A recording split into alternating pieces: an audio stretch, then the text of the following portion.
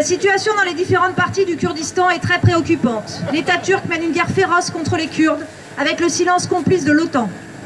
Depuis le 19 novembre, au Rojava et au nord et à l'est de la Syrie, l'État turc bombarde le peuple kurde, ciblant particulièrement les infrastructures civiles, hôpitaux, écoles, stocks de blé. Certains bombardements visent aussi spécifiquement à libérer les camps où sont détenues 54 000 personnes, combattants de Daesh et leurs familles, puisque oui, au nord de la Syrie, les Kurdes gardent les combattants de Daesh pour nous.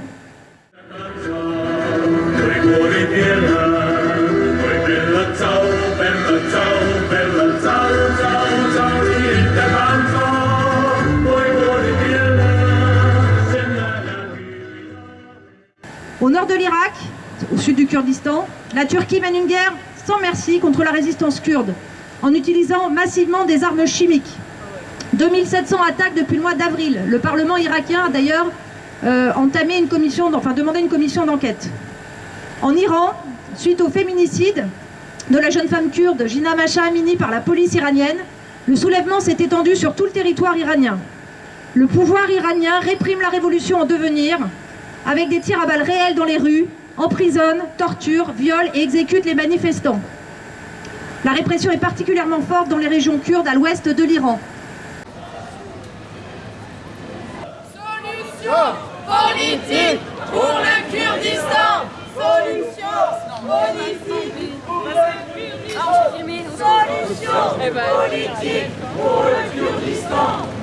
Abat régime fasciste en Turquie. Erdogan terroriste. En Turquie, le régime d'Erdogan continue de réprimer, d'emprisonner, de torturer l'opposition en ciblant particulièrement le Parti démocratique du HDP, les Kurdes et le mouvement des femmes. Depuis 2 ans, il n'y a plus de nouvelles d'Abdullah Öcalan, leader historique du PKK, emprisonné depuis 1999, ni d'aucun de ses codétenus prisonniers politiques.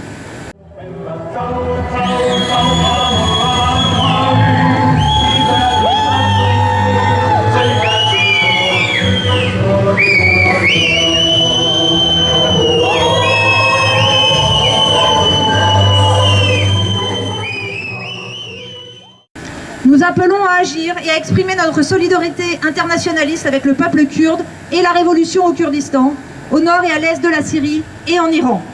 Et nous exigeons l'arrêt immédiat des bombardements de la Turquie au Rojava et au nord et à l'est de la Syrie, l'arrêt de la guerre et de l'utilisation d'armes chimiques contre la résistance kurde au Bassour, au Kurdistan irakien, la solidarité avec la révolution des femmes du Rojhelat, Kurdistan iranien, et d'Iran, le retrait du Parti des travailleurs kurdes du Kurdistan, le PKK, de la liste des organisations terroristes de l'Union européenne. Les Kurdes ne sont pas des terroristes, au contraire, ils combattent les terroristes. Et enfin, la libération d'Abdullah Öcalan et de tous les prisonniers politiques en Turquie et en Iran.